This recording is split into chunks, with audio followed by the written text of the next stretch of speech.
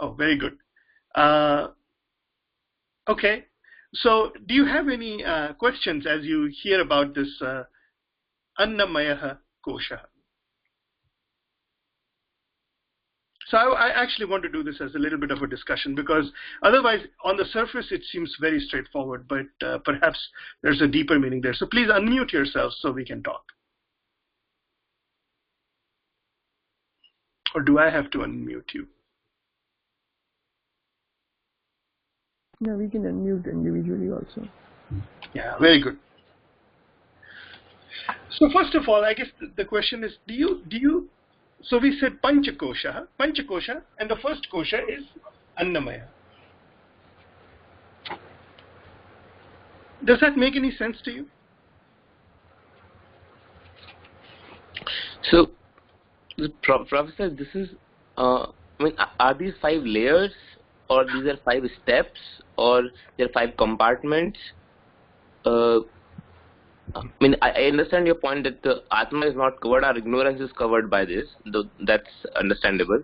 But even in our ignorance, because they exist, right? You can see the Annamaya Kosha, their physical existence. You can feel the Pranamaya Kosha, there is another physical existence. Manomaya Kosha, you can intellectually say that they are different things. So are there layers or compartments or steps? Or, I don't know, how do you see them? No, that's a good question. They are, you could say that they are layers of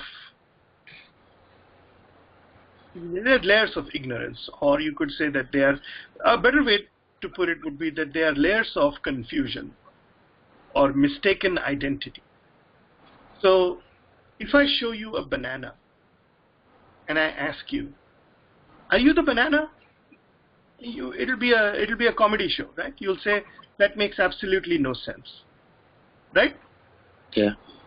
Then I'll make you eat the banana. All right, now you've eaten the banana. So can I ask you now, is the banana you now? Yeah. It becomes complex. A second before it was not you, and you were 100% sure of that. And a second later, you are saying, yes, the banana is me for now. For a little while, the banana has become it. This is the layer of confusion, where the I has been confused with the Sthula Sharira. So we are going to go through and see where the layers of confusion reside amongst the identification of the self. So in this case, is your understanding of the self, or is Atma covered by food? Not quite. But the understanding of Atma has been confused. There is a superimposition on Atma of the Annamaya Kosha. Who put it there? I did not put it there. Did you put it there? No, it was just a natural confusion. It is anadi. It is beginningless, the confusion, because it's born right as the jiva is born. There are very few jivas that are born self-realized. Most jivas will go through the confusion where this confusion has to be systematically addressed. And so the first layer of confusion that is being addressed here is Annamaya Kosha, where we would say that the Sthula Sharira is Atma, or I am the Sthula Sharira. Now, nobody is denying that the Jivatma is Sthula Sharira. Jivatma is Sthula Sharira. That's how you are interacting with the Jiva in the physical world. Absolutely. The Jiva Sthula Sharira is part of the Jiva. In fact, the Jiva consists of 3 Shariras, Sthula, Sukshma and Karana Sharira. But the Atma itself, that is in making that Jiva alive, is not covered by any of those layers. Does that make sense? Yeah. So another following question. So how do we see it? We are not one layer. We are all 5 layers and beyond that, or we are neither of these. Like which way to see it? Like, so if I ask who are you, then answer is we are all 5 koshas, and sometimes we confuse with 1 or 2 koshas. That's the problem. That's the confusion. Or we are neither of these koshas. We are beyond these koshas. So what will happen is we will start off by showing that we are none of these koshas. Okay. And then we will go through the understanding of creation. And at the end of it, we will understand that we are all of these koshas and none of them at the same time. Okay, then I'll stop now. No, it's a process of discovery, and I'm sort of giving you the. But the thing is, if you ask me, there is a Vyavaharika Satyam, which is a transactional reality, and there is a Paramarthika Satyam. As far as the Paramarthika truth is concerned, the absolute truth, there are no koshas. There is no kosha. The kosha itself is a kalpana that has been created. So you're asking me to show or to answer a question, which is this imaginary object real? And my answer to you is, you're asking me about an object that is imaginary to begin with. And how do we get there? That's the part. So we've talked about this before. What is mithya is the question on the table. Again. And mithya is that which depends upon something else for its existence. So for example, let's take that example. So for example, let's go back to the banana for a second, right? So if I show you a banana, I wish I had a banana, I would hold it up and show you. But imagine that I'm showing you a banana. If I show you that banana, I will ask you, what is this? You will say, this is a banana. I'll say, okay. Is this a banana or is this carbohydrates? You will say, well, yeah, that it is a organic compound. It's not. I don't know the exact composition of banana. That's why I usually work with wood and table and steel and so on. That's more my area of expertise. But if you imagine the banana itself is made up of organic compounds, so I'll ask you, oh, okay. So when you said the word banana, you meant a little more than banana. Banana was just referring to that aggregate object in total that you were calling it a banana. But if I ask you, what is this banana? You'll say, no, this is not a banana, this is an organic compound. In which case I will have to ask you, is this an organic compound? Then is it, you say, yeah, it is part carbon, it is part oxygen, it is part hydrogen, and they're connected by polymeric chains. I'll say, oh, that's very interesting. So now we're talking about something else. We started off talking about a banana, but now we're talking about carbon. And then I'll say, okay, so what is this carbon that you refer to? And then you will say, well, the carbon itself consists of a nucleus, it consists of neutrons, and it consists of protons, and it consists of electrons that are around it, and there is a lot of space inside the atom of the carbon, because it's essentially besides all of these particles that are in it. I'll say, well, this is great, we're getting somewhere. And now we're talking about carbon, and we're talking about the composition of the atom. And at which point you will say, oh, wait a minute, let me talk to you a little bit about electrons. They're not really a particle, they're really a cloud. And now we're into the world of electromagnetic radiation. We started with banana, but we can't seem to define it. Every time we try to talk about it, we end up talking about something else. This is the nature of mithya. So mithya cannot be categorically denied, nor can it be categorically defined. We cannot deny it because the banana is there. We started with the banana and the banana is still there. And neither can we categorically define it because it will always depend on something else for its definition.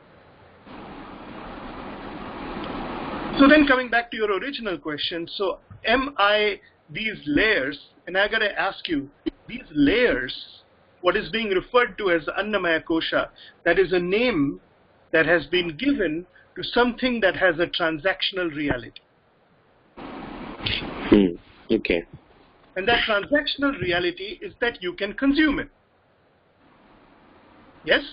The transactional reality is that you can consume it. And you can consume it and you can extract its essence, its rasa. And when you extract its rasa, that rasa will allow you to grow. It may allow you to grow older, or it may allow you to grow in size. You can start growing vertically, or then of course, after that you grow laterally, which is what I am doing now. I keep growing laterally every year. I can weigh myself and tell you that. But that Anna Rasena, what is the transactional reality of food? The transactional reality of food is that it can be consumed. And its essential elements, its rasa, can be absorbed by something else.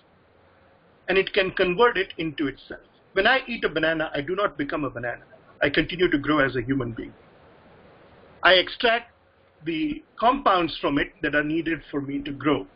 But what grows is me. Right? I do not convert into a banana. I absorb the essence of whatever is needed by this Karana Sharira to continue growing. So what is the transactional reality of food? The transactional reality of food is that it will be consumed. And it will transform into another form of jiva or another form of matter.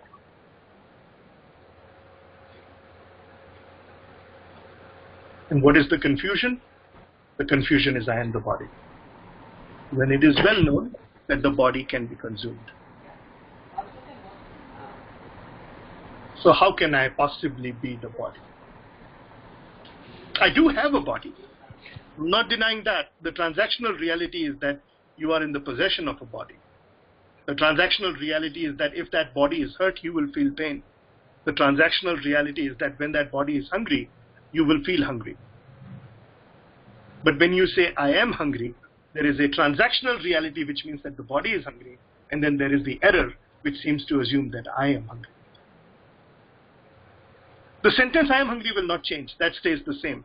But the meaning changes. Hunger is experienced by the body. Its presence is felt in the mind. It's cognized by the brain. And it activates the jiva to move and address this issue.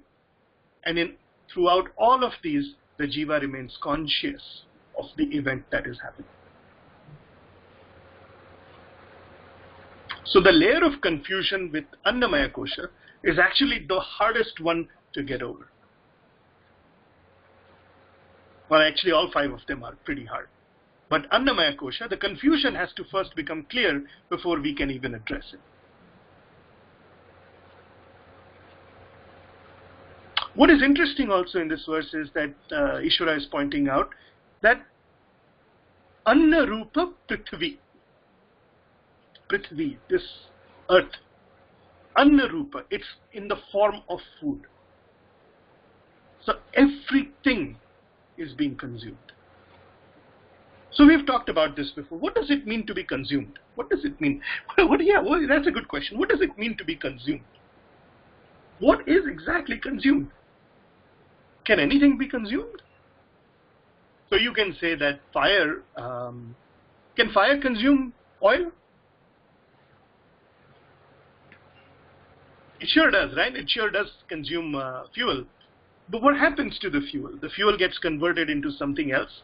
There is a energy source, you have light, you have heat, that matter is taken and it is converted into energy. Is anything else done? What does it mean to be consumed? Well, we know that matter can neither be created nor destroyed, just like energy. It just transforms from one form to the other. And so for it to be consumed means that it is just transferring from one form to another. So Anna Rupa Prithvi is a very interesting word, because what Ishvara is pointing out is that everything on this planet is a consumer. Or you could say all consumables are coming from this planet itself. In fact, this planet itself came from what? Where does the earth originate from?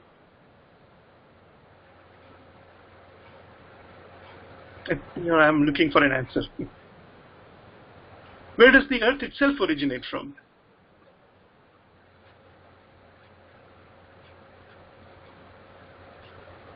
Now everybody's muted. From the sun, maybe? From the sun. Isn't it amazing? The earth itself is originating from the sun as it undergoes a breakup into different pieces. And this Prithvi is in the form of food, which means that it is constantly being consumed. Everything on this planet has at some point or the other been consumed. Whether it is water, whether it is salt water, whether it is solids, whether it is vegetation, whether it is non-vegetation, everything becomes food.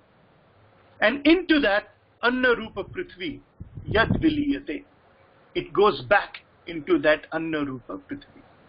Tad Annamaya Kosha Sthula Shariram. That is the Sthula Sharira.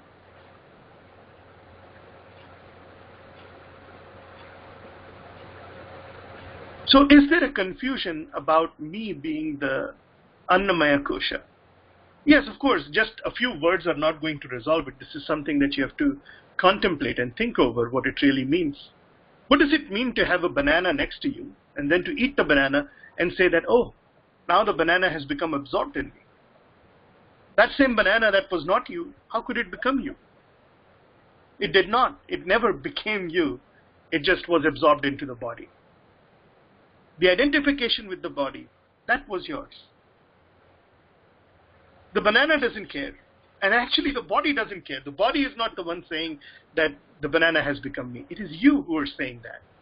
It's your understanding of the phenomenon which is revealed. Does that make sense? Your misunderstanding of the phenomenon is revealed. And that is what Tattva Bodha is trying to address, because it is the knowledge of reality. Does that work a little bit? I know this is hard. This is not easy, because we are so used to identifying with the body that identification or non-identification with the body is really, really difficult. Have you heard of a person called, now I want a conversation. So have you heard of a person called Vaidehi? No. No. Vaidehi? Sita, right? Yeah. Is that Sita? How can you say you've not heard of Vaidehi? Vaidehi is the name of Sita. And how does she get that name? She's the daughter of the king of Videha kingdom. Yes. And his name is? Janak. Janak. Janak's full name being Janak Videha. And who is Janak's teacher? This, yeah. Janak's teacher? Very famous, very well known. Yakival? Ashtavakra. Is it Ashtavakra. Ashtavakra? And I'm sure because it's very popular in over the past 30 years, it has become very prevalent. I'm sure you've all heard of Ashtavakra Gita. Yes, Yes? heard about it. Yeah. And it's a conversation between Ashtavakra and who? Janak. Janak. And at the end of it, he gives Janak the title what? Janak Videha, without body.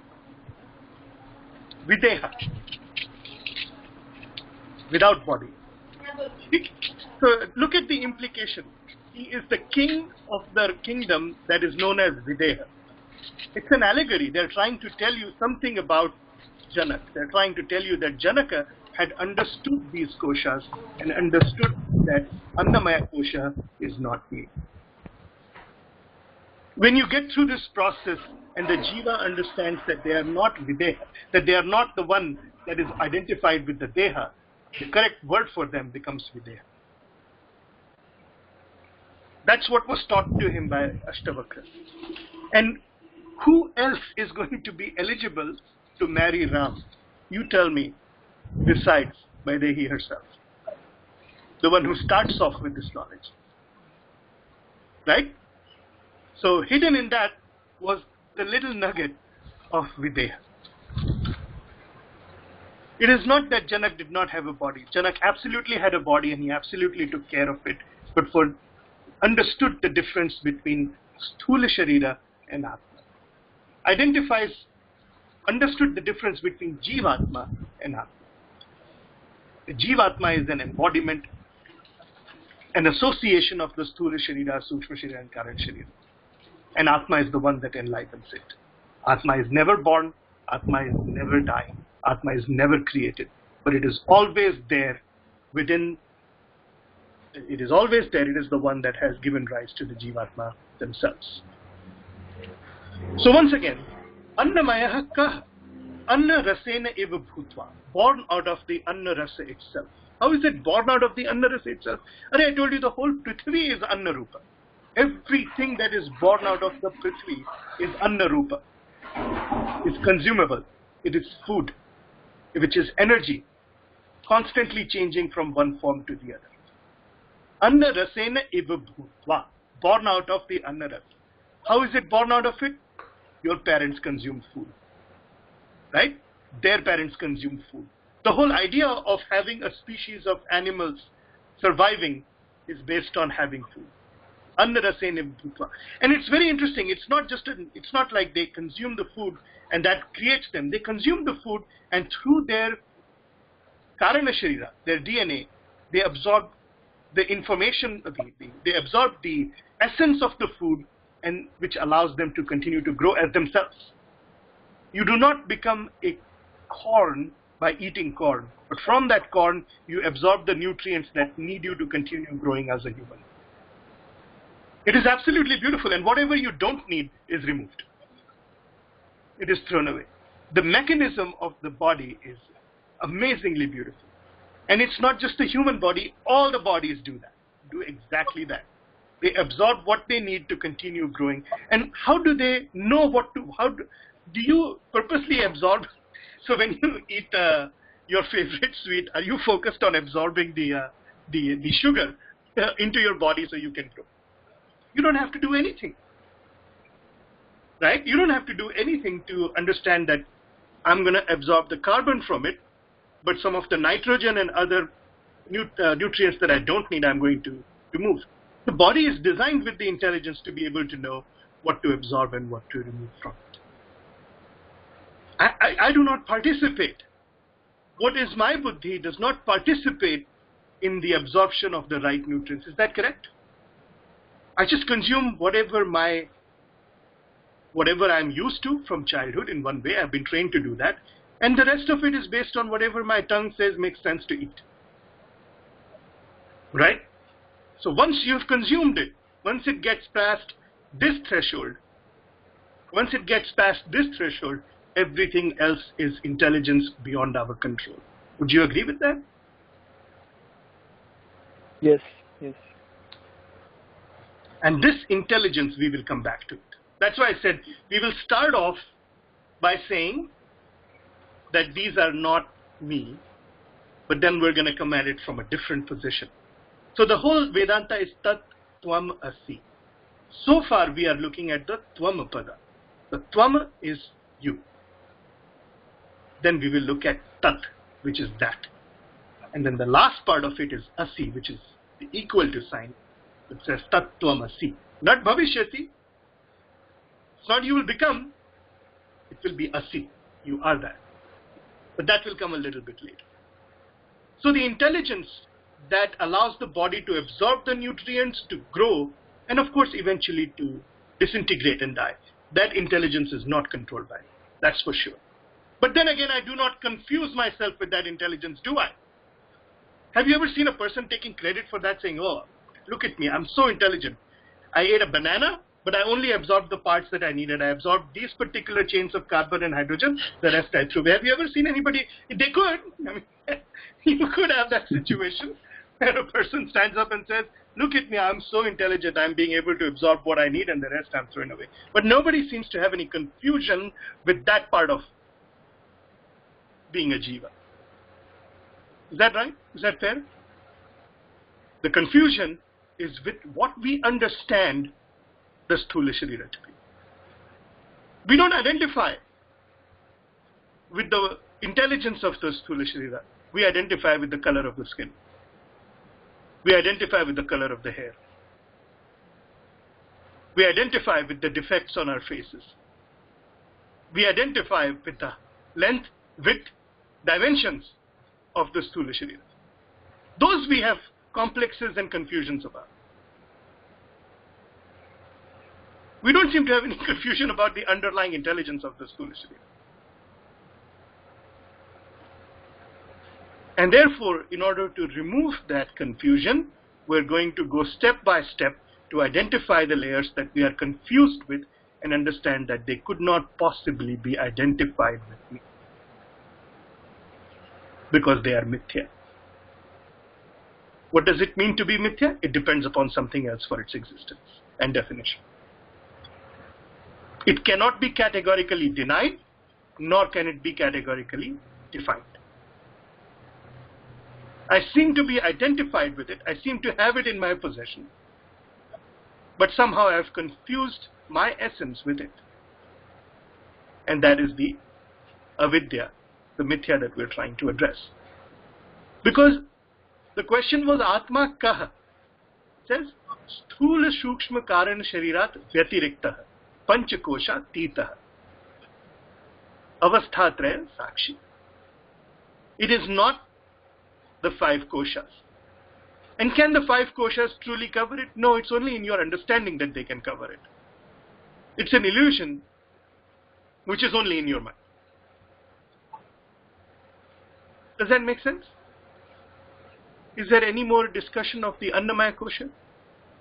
Personally, I found it to be the hardest to deal with. And the confusion, and I've pointed this out in previous classes, one of the biggest sources of the confusion is the sense of tvak, which is the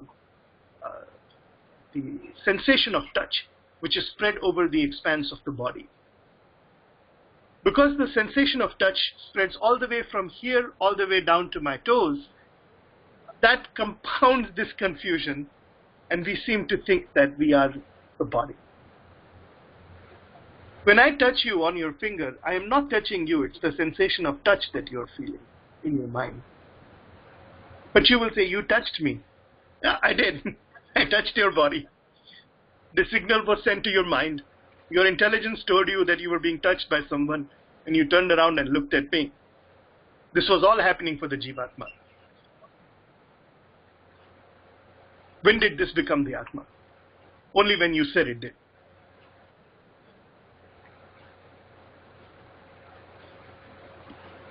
Does that make sense? Should we move to the next one? To the next layer? To the next kosha? Okay, so the next kosha is Pranamaya Kaha. So there are 5 koshas. The first was the Annamaya kosha. The next one is the Pranamaya kosha. And that one says, Pranadhyaha Panchavayavaha Vagadi Indriyan Panchakam Pranamaya kosha. So this Pranamaya kosha consists of so Prana Adi becomes Pranadhya. Adi is literally etc. So of course Adi has more meanings than etc. Okay, please don't get me wrong.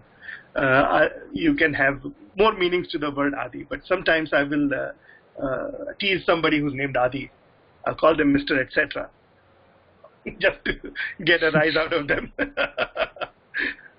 Pranadhyaha. So what are the etc.? The prana, apana, dhyana, udana, and samana.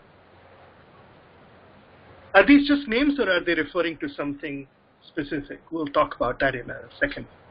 Panchavayavaha, together with Vagadi Indriya Panchakam. Indriya Panchakam, the organs of action.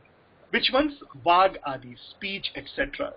Speech, and we've talked about these Indriya Panchakam, the Karmendriyas. We've talked about them in a previous verse, where we talked about what they were: the ability to walk, the ability to grasp, the ability to talk, the ability to see, the ability to hear, and so on.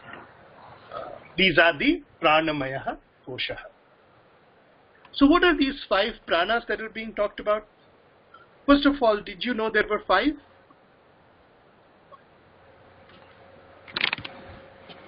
No. So when we do pranayam, we are sort of, we can access, we have direct access to one. We have direct access to prana. Prana is the respiration inwards. So what is apana?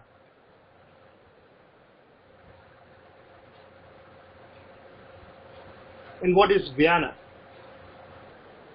If prana is the breath taking in, then apana is the breath going out, which you can control to a certain extent. But does air only leave from your nose? There are other ways in which air can leave your body. But there's only one way it enters in, right? It enters only through the nose and the mouth, so to speak. So prana is inwards, apana is outwards or evacuation. And we can control prana and apana, and that's pranayama. Yama is control. Pranayama means the ability to control the pranas as they go in and out. What is vyana? So vyana is circulation. As you take in prana and you fill your lungs with oxygen or air, that oxygen is absorbed and goes into the bloodstream, and from there on it circulates throughout the body. That is vyana. The heart pumps oxygen and blood throughout the entire body. Do we control that? Not quite. But as you can control prana, you have like a secondary control on vyana, right? It's once removed. You don't have direct control on it, but as you take in deeper breaths, you provide more oxygenated blood, which allows for better vyana, better circulation to start occurring throughout the body. As you take shallower breaths, if you do bhastrika pranayam or you do bhramri, you change how the oxygen and the circulation are being accessed through the rest of your body. Does that make sense? So you don't have direct control over it, but you have indirect control over it.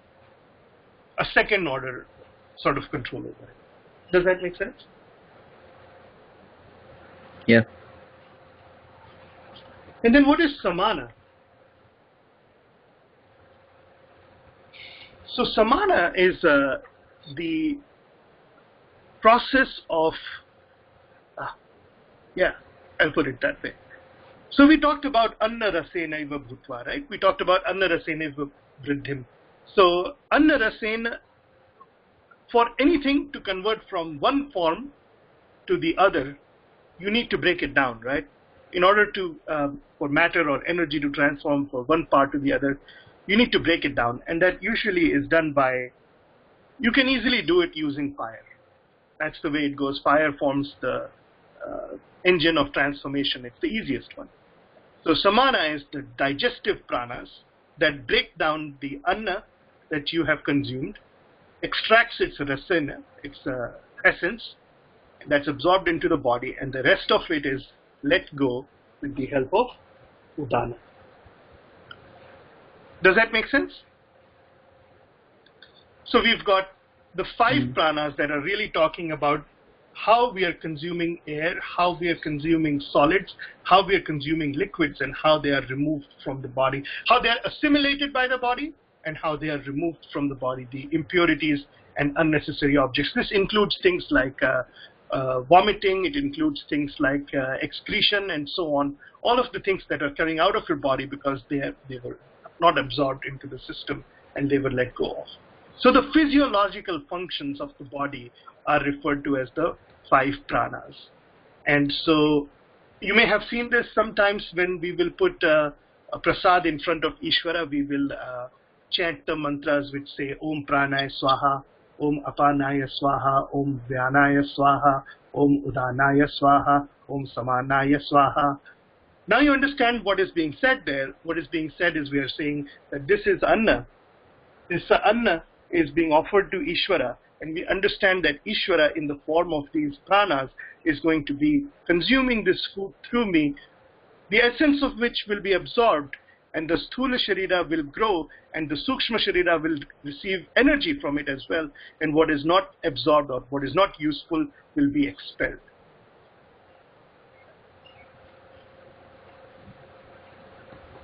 Like Professor, like I have a question. So why say that mantra? In fact, like, I mean, I'm sorry, I did not understand the question. yeah, like you said, like we recite this mantra, right? Yeah. I have seen that like mantra being recited also, like when we offer the fruits in front of the gods. Yeah, but that's like, when we what do it. is like the purpose of like reciting the mantra? Like, I mean, the purpose of reciting the mantra is to acknowledge, as we offer the food to Ishvara, to understand that this food, anna, is created by Ishvara himself. And when it is consumed, it will be consumed by the intelligence of Ishvara himself. So it's an acknowledgement of the fact. like this means like, yeah, like does this mean like once we realize that we are not one of these koshas, or like particularly say this pranamaya kosha, then we may not necessarily have to like recite that? Is it just to remind us, of this fact like each and every time, or is it that I mean, Suraj, is it clear? yeah, I'll answer your question, because you don't have to say Om Pranaya Swaha, Om Apanaya Swaha to acknowledge the intelligence of the universe that is allowing you to consume the food. You can thank Ishvara in any language you want. He does not only speak Sanskrit. And you don't have to use those specific 5 words in order to acknowledge the presence of Ishvara who has created the food that you're about to consume. If your life is steeped in Ishvara, if your understanding of Ishvara has arrived at a point where you understand everything around you, including you, is absolutely covered by Ishvara,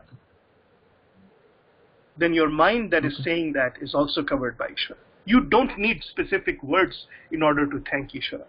You may use them. They are there and people use them because they are very useful to express how you're feeling. So the question is, are you feeling it or are you not feeling it? That's really the question. If you understand Ishvara, as you will at the end of, when we go through the whole Tattva, the answer, these words may not come out in the same format, may not come out in the same mantra, but as soon as you start eating, you will realize what you wish to express gratitude for. And you may use those words or you may not use those words. That's entirely up to you. Does that make sense? And you may not even need any words to express the thanks because it's already there in your heart. And Ishvara is seeing it. Because your understanding of the Tattva will become a little more clear. Does that make sense? Yeah. If I can just ask one more quick question. You say like gratitude, right? Like we want to express this thing or we want to express this gratitude about things. So this means it is like we are separating like the Ishvara, like the Dvaita kind of thing, right? I mean, we are expressing this gratitude means like there is someone to like receive that thing. Yes, yeah. But no, that's it a fair is question. like ourselves, yeah. Oh, that's a fair question. That's a fair question. And absolutely, from one perspective, you have to say nothing at all. And at the same time, and it'll become clear to you as you go further along. The gratitude you will not, it is not something that the gratitude you will express because you want to. It will be something that will arise in the heart of the Jiva. It will not arise in the heart of Atma. It will arise in the heart of the Jiva. And whenever Jivatvam is present, Ishvaratvam will be present. When Jivatvam is absent, Ishvaratvam will be absent.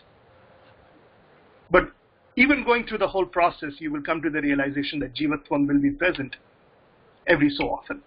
Does that make sense?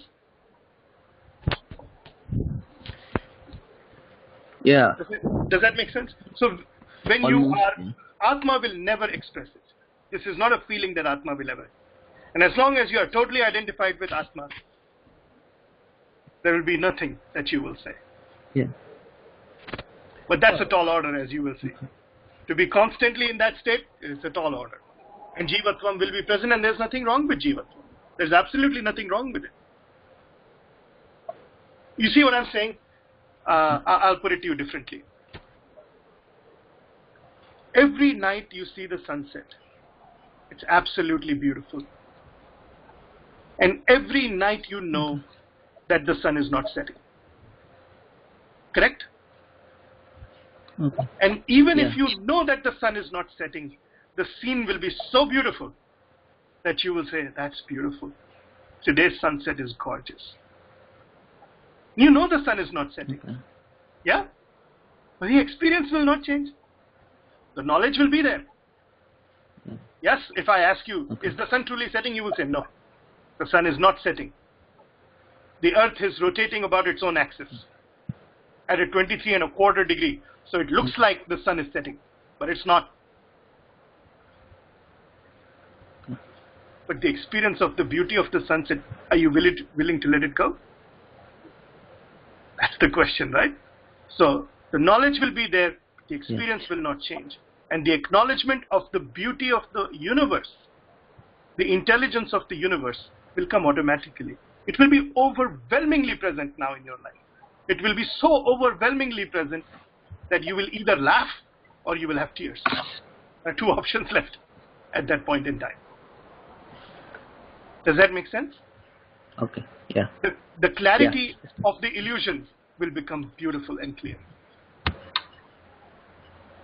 So you remain a human because you are a human. And it's only to the human being that the joy of the sunset is provided. I do not know what the birds experience. I do not know what the trees experience. But I know that every human being, when faced with a beautiful sunset, has no option but to stand there and look at it.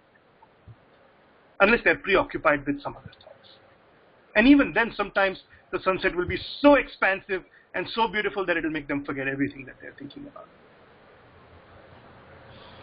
But there is no sunset. The sun never set. But it was a leela done for you to enjoy. Does that make sense? Okay. Yes, Professor. Thanks. Yeah. So you will have Om Pranaya Swaha, Om Apanaya Swaha. As you're offering the food, the beauty, just think about the intelligence of the Sthula Sharira that is absorbing the right nutrients and letting go of that which it does not need. That intelligence was not created by me. It was not created by you. That intelligence was here when we got here. Professor, I have a question. Yeah. Can you please clarify again the difference between Atma and Jivatma and Jeev? So Jivatma is the living being. The living being that you encounter. All living beings that you encounter are Jivatma. The Jivatma has a Sthula Sharira, has a Sukshma Sharira, has a Karana Sharira. Okay. And the Jivatma interacts with the world, transacts with the world, and so on. The Jivatma is born, the Jivatma grows, and the Jivatma dies. Okay. Right? That's the definition of Jivatma. And then Paramatma, you can figure out from that what Paramatma is. Both of them have the word Atma in them. And what we're trying to understand is why Jivatma? What is the word Atma in there representing? And it turns out that it is the essence of the Jiva that is the Atma. It is not something that is conceptual. It is not something that needs to be understood or it needs to be discovered. In fact, when you meet the Jivatma, you actually just met Atma expressing itself in the form of a specific Jiva. And the fact of the matter is that you never really met Atma separately from yourself because you already were that Atma. And that's what we're trying to understand. What Atma Kaha is the topic that we're trying to understand. And we start off by understanding what it is not. So it is not the Sthula Sharira, it is not the Sukshma Sharira, it is not the Karana Sharira, it is not the Annamaya Kosha, it is not the Pranamaya Kosha, it is not the Manomaya Kosha, it is not the Vijnanamaya Kosha, it's not the Anandamaya Kosha. And then what is it then? And it says Satchidananda Swarupa. That's coming up in verse number 15. First he will explain there, he will give one more piece that's very important, and then the student will ask Atma Tarhi Kaha. What is this Atma then? And he will say Satchidananda Swarupa.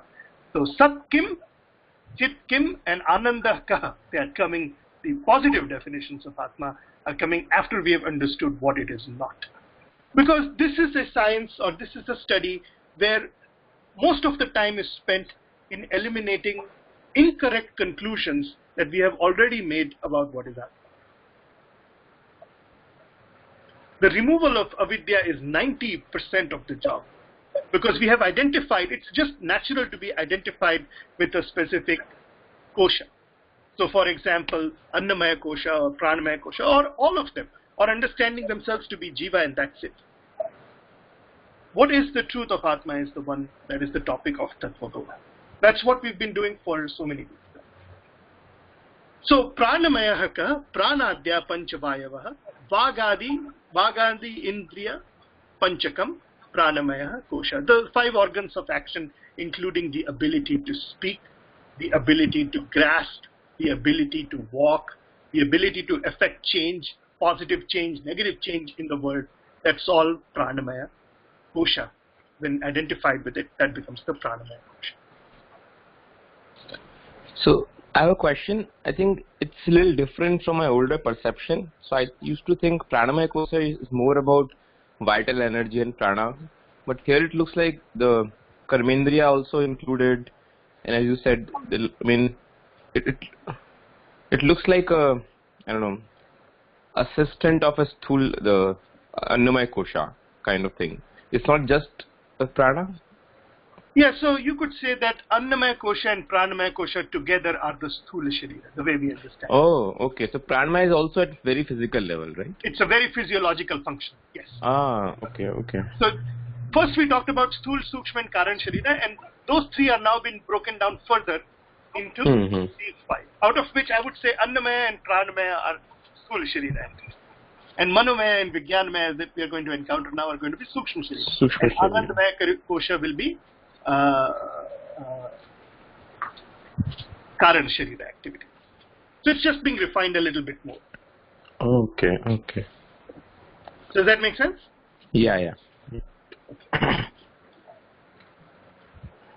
So the next So, one Professor, is... I have a question. If I can. Yeah, go ahead. That's what today we're going to do discussion. Yeah. Right? Okay. Yeah. Like does like the translation of the pranamaya kosha says like incorporates the word air, right? Yeah. So like does it has any like special meaning to that, in the sense that like why not water? Because we cannot survive without air for like the longer time, but we can survive without water for some time. So does the use of the word air there has any meaning, or it can be applicable for air, water, and all these things for the pranamaya? No, specifically it's referring to the Panchavayavaha, which are the Prana, Apana, Vyana, Udana and Samana.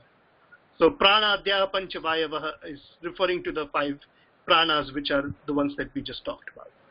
And this book, Tattva Bodha, is meant for humans, and humans survive on air, and so it refers to the five airs.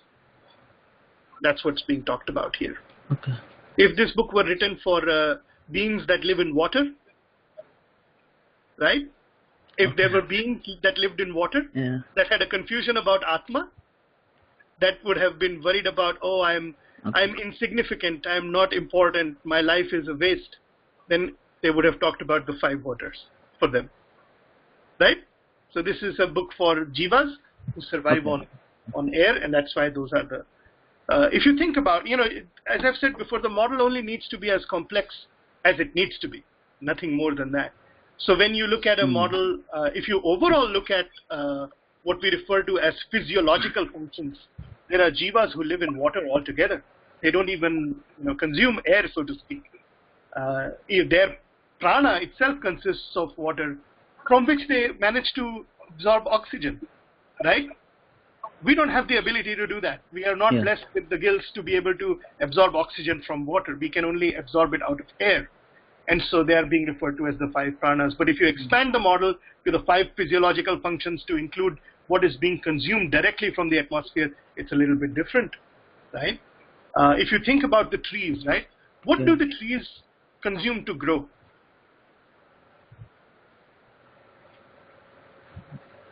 Do the trees consume water to grow? Sunlight, it's just light. Yes.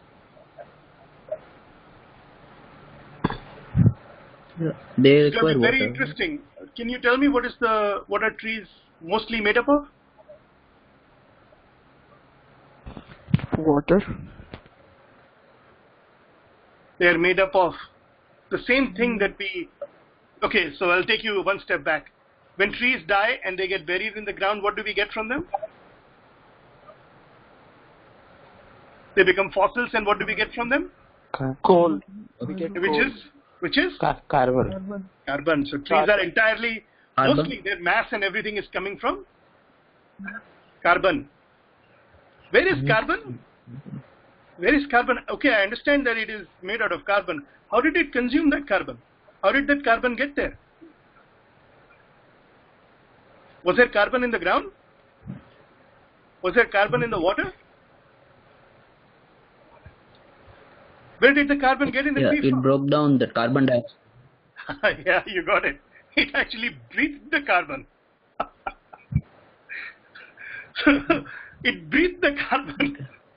That was its food. And that's how it became bigger. It was constantly consuming carbon in order to become bigger and bigger. A different way in which it... So it's Annamaya Kosha. I know it needs water, it needs sunlight, it needs the nutrients in the soil and everything. But if you actually look at a tree, it absorbs very little of the nutrient, it absorbs very little of the water. It actually is absorbing the air in order to grow. It's the carbon that it's absorbing that allows it to become bigger and bigger. That's how it grows. It's the source of carbon dioxide. That's why we need trees, because they absorb the carbon dioxide from the air and convert it back into oxygen and throw it back into the air. So different prana, different jiva, different prana, different anna. Model is a little bit different. But of course, if you are making an expansive model, then you will start understanding what they are saying. Anna Rupa Prithvi. Anna Rupa Prithvi. There is more to that. There is more to that than what just those two words. You have to look deeper into their meaning. What do the insects eat? What do the fishes eat? What do the animals eat? What do the bacteria eat? Yeah? Anna Rupa Prithvi. And absorbed from that, it becomes the 5 pranas. Now the book is of course written for human beings. Why is it written for human beings? Because the human being is the only one who expresses dukkha and expresses complexes. Is the one who says, oh, my life is not worth living. I'm very sad. Why is this happening to me? Why do good things happen to bad people? Why do bad things happen to good people?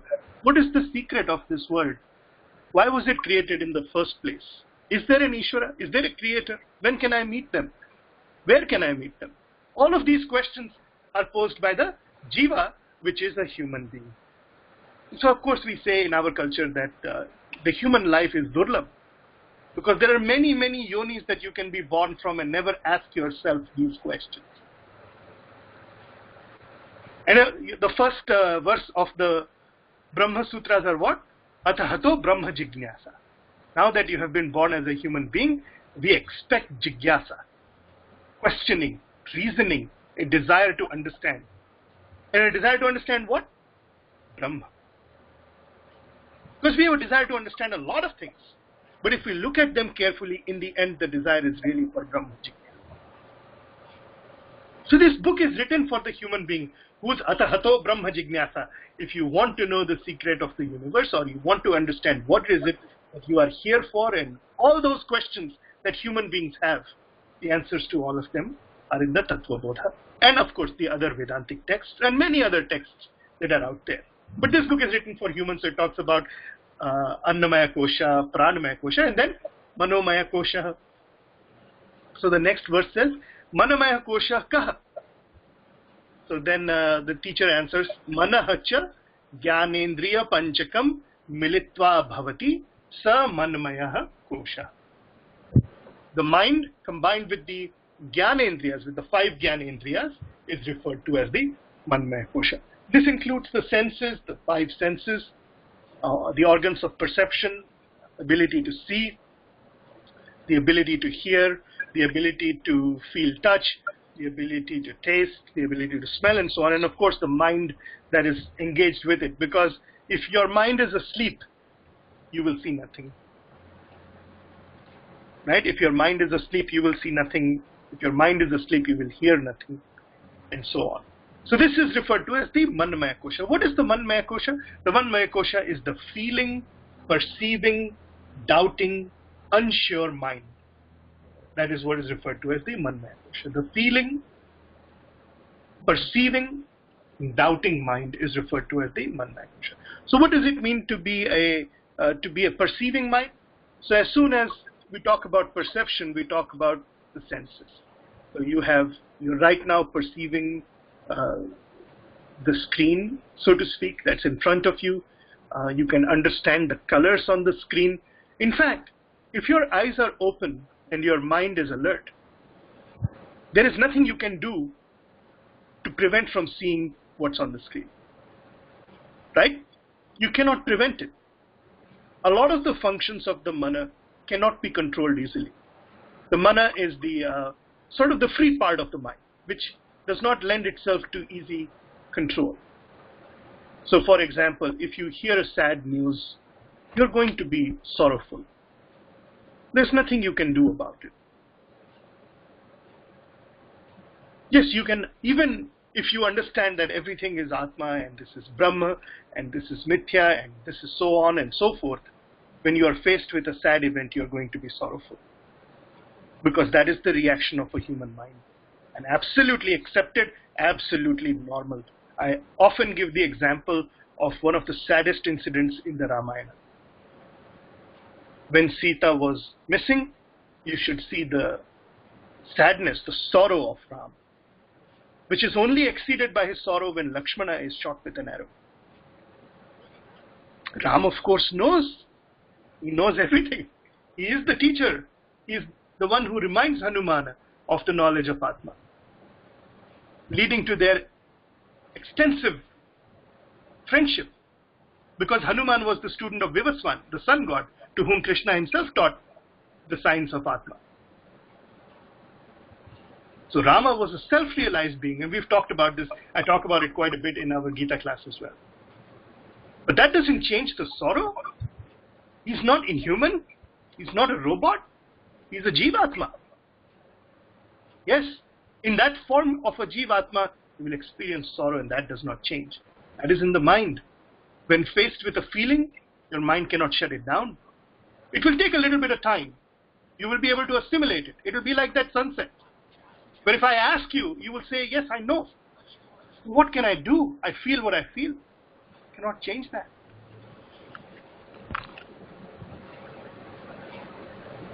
The perceiving, feeling, and the doubting mind is referred to as the Manmaya Kosha.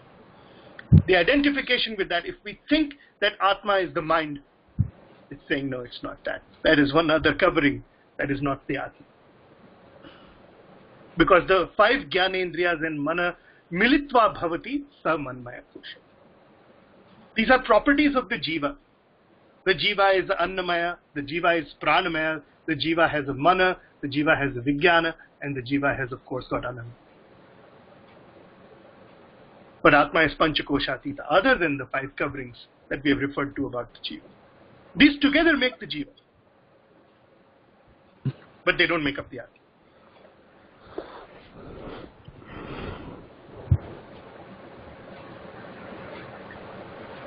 And in the next verse, he talks about Vijnanamaya Kaha. Vijnanamaya Kaha, there is a small difference going from Manmaya to Vijnanamaya. Vijnanamaya is Buddhi cha Jnanendriya Panchakam. So now, instead of Mana, we're talking about Buddhi. Buddhi is the mind that, Buddhi is the function of the mind which makes a decision, makes a determination that the doubting is gone and this is the correct source of knowledge.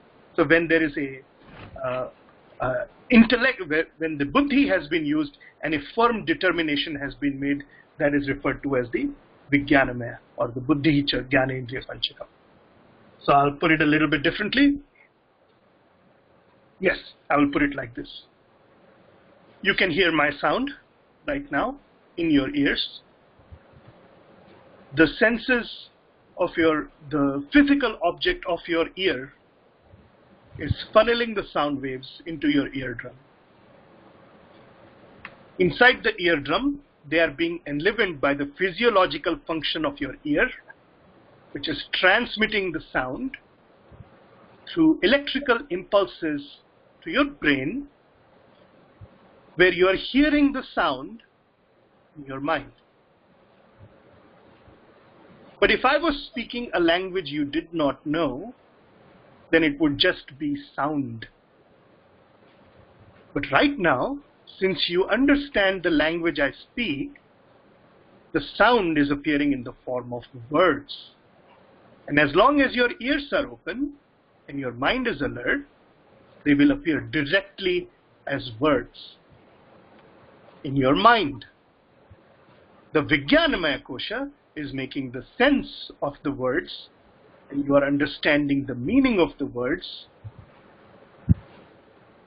And as you contemplate upon what I have just described, Vijnanamaya Kosha will show you how everything is truly working. That is its job. Yeah? So buddhishcha jnanendriya panchakam militva sa vijnanamayah kosha.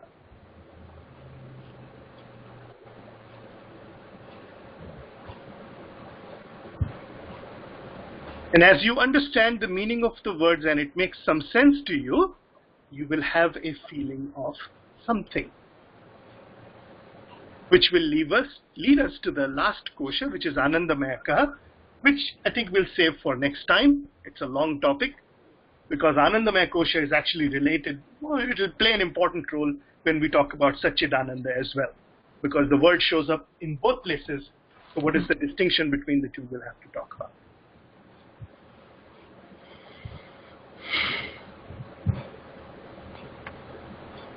So I'm going to pause here and we can have more discussion, or we can wrap up as you desire.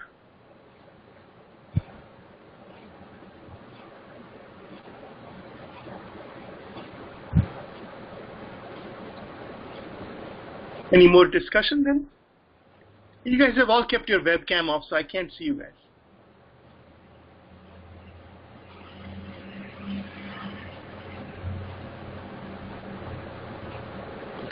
Like Professor, if you can just comment on this thing, because I like just wanted to like connect this thing to like the bigger picture. Yeah. Like knowing this Tattva Bodha and the realization of this thing, like does it also help to like look like everyone as like equals? I mean, like more of like the communist kind of thing. I mean, we are all equal because we have like the same Atma, which is ultimate. So it, I mean, like I think it has some like tangential connection to like these concepts of equality and like the universality. So what do you like say about that? Yeah, I think some people. I don't think that there is any thread of commonality between Vedanta and a social philosophy, which is referred to as a socialist or a communist philosophy. That's a different thing altogether. But what we're talking about is definitely talking about equality. Equality usually talks about two things, right? There is thing A and thing B. Yeah. And thing A has different attributes and thing B has different attributes. And equality is somehow saying that in spite of the differences in the attributes, thing A is equal to thing B. So for example, you could say that ice is equal to water. Sure, they are the same thing in two different forms. But in that case, it is thing A is equal to thing A. There is no thing B there. The attributes seem to be a little bit different, but fundamentally they are the same. So this equality is usually between the attributes of things. Is that fair to say? That when you say that two things are equal, equality talks about taking two objects that have different attributes and saying that the attributes are the same, or if they are not the same, they are equivalent to each other. The objective of Vedanta is to talk about Atma, which does not have attributes at all. None. None whatsoever. It is impossible for Atma to have attributes. That would be an absurdity. That would be asking the color of space. That would be like asking what is the size of space. As soon as you ask that question, you have to imagine another space out of which you're measuring the size. It has no attributes whatsoever. The question of equality will arise when you take two objects that can be objectified and you compare their attributes. We're talking about Atma that has no attributes whatsoever.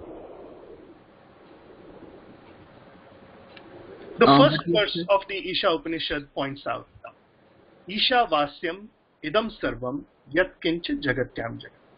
Everything in this universe is as though covered by Ishvara.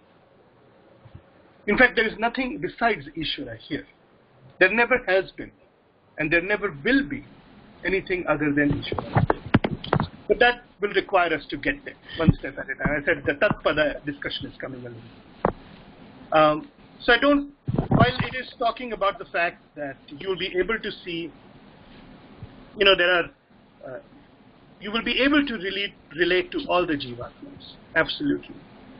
But I don't want us to think that we are going to take two objects and say that they are the same. We are going to say that the objects are not there. In reality, the objects are not there. They are mithya. They depend upon Satyam for their own existence. So we want to talk about Satyam. Yeah. I have a question, Professor. So earlier we were talking about this, explaining the gratitude. Even if you have knowledge, but it arises in you. So that if you're moved by some bigger phenomena, so then it's okay, because there's nothing. So even if you realize, you'll feel sorrow, you'll feel gratitude, kind of things.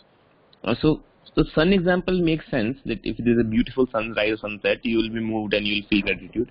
But if you extend this argument, then can you extend everywhere? Because then if you see a beautiful girl or tasty food, then you are moved by it because it's feeling. So is it justified there also, like this? I think you asked the key question there, justified. Because what you've brought in is the topic of dharma. And so there are two aspects to this, and we've talked about this before in these sessions. We've talked extensively about dharma, and we will come back to talking about dharma, because the other side of jnana is dharma. So jnana will also tell you what is dharma. To see absolutely delicious food, if I offer you absolutely delicious food, and there's nothing wrong with it, why would you not eat it? What would prevent you from eating it? And at the same time, if I offered you very delicious food, but that would be adharmic for you to eat, you will say, I'm okay with this. At the same time, if I was an extremely poor person, and I was in an atmosphere and an environment where I did not know, and I invited you to my house, and everything depended on me for you to eat it, you will eat the bear of Shabri. You will eat it. Because nobody could stop Ram from eating it. He knew where the bear was coming from. You cannot stop Ram from eating Shabri's bears. So dharma is the other side of Gyan. But that is Vyavharik level. So what to take decision is Vyavharik level, and this comes under dharma. But what arises in my mind? So what I will do is depending on dharma, I understand your point. But what arises in my mind, seeing some beauty or something, so can I justify saying it like I'm appreciating sunset, I'm appreciating beauty, I'm appreciating the art, I'm appreciating the food, I'm the connoisseur, or those kind of things. So where is the line between appreciating a beauty and those things and moved by something? Line between this and you are craving for it. I mean, yes, absolutely. Yeah, absolutely. No, the craving is not for appreciating, the craving is for consumption. Yes. Okay. Okay. I got it now. I think it's clear. I have no problem with being able to look at the sunset because I cannot consume it. Yeah. And what Ishvara is saying is, look at this whole universe. It is just like the sunset. There is no need for you to consume it. It is here for you to see. It is Leela. Okay. Enjoy it. It is when you move to consume. And the whole idea of consumption is that there is a hole in your heart that you're trying to fill. The purpose of consumption is to plug that hole.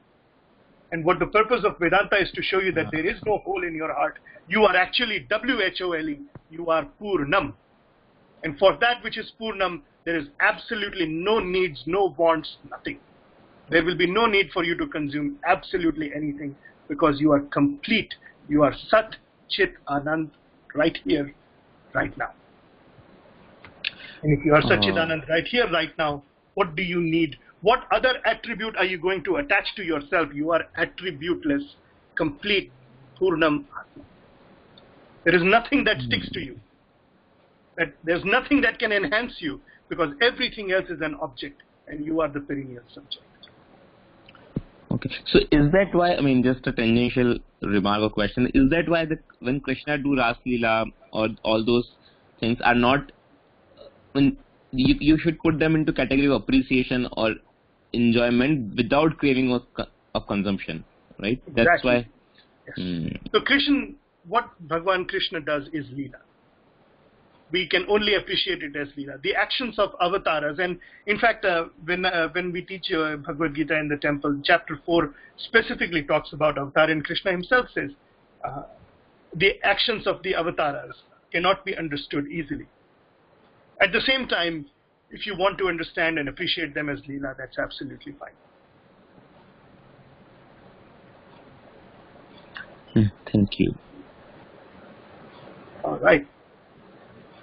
Any other questions or comments?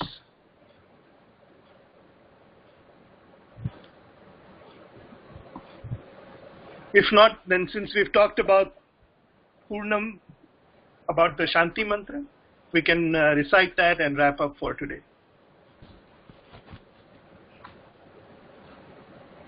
Om Purnamada Purnamidam Purnat Purnamudachyate Purnasya Purnamadaya Purnamevavashishyate.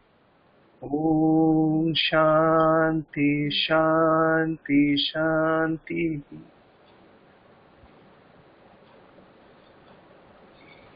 Okay.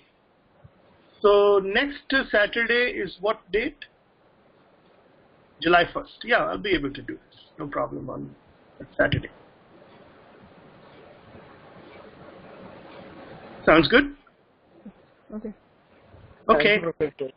Well, here, have the rest of your weekend. Enjoy it. I like this because this starts the weekend with a very nice discussion and flavor, so you'll enjoy the rest of your weekend as well. Okay. Okay. Bye. Thank you. Thank you, Professor. Bye.